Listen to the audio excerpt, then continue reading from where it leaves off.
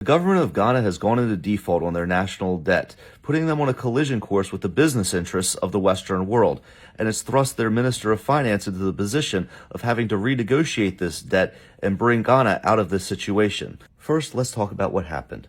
Over the past 6 to 7 years, the government of Ghana has greatly expanded the national debt, and they did so with the idea that they would be modernizing their infrastructure, and by doing so, they could greatly increase the revenue that they would generate off of business and commerce, enough so to offset the cost of the debt.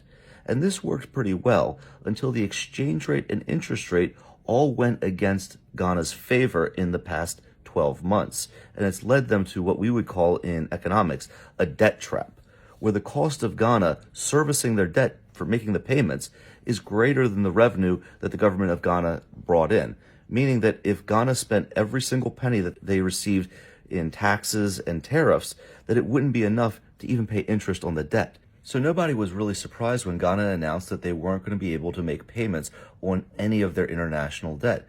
But it begs a question, why would Ghana even put themselves in this situation? You see, it's really tempting for governments to take these low-interest loans from international organizations because it allows them to make these big infrastructure investments at a low cost, at least initially.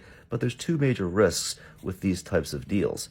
The first is that the loan generally has to be paid back in the lender's preferred currency. So if the loan has to be paid back in dollars or euros, and your exchange rate drops dramatically against those currencies, you might end up seeing yourself having to pay back twice as much money as what you originally anticipated.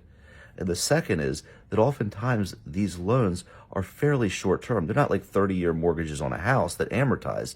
They're generally done by way of bonds that need to be reissued. Now, if that loan originally comes out at a low interest rate, but suddenly in the future the market decides that, well, your country's a little bit risky, that 3% loan can become a 6, 7, or 8% loan, and suddenly it can become very unaffordable very quickly, which is what happened to Ghana. And this represents the start of some pretty hostile negotiations between the bondholders in the Western world and the government of Ghana.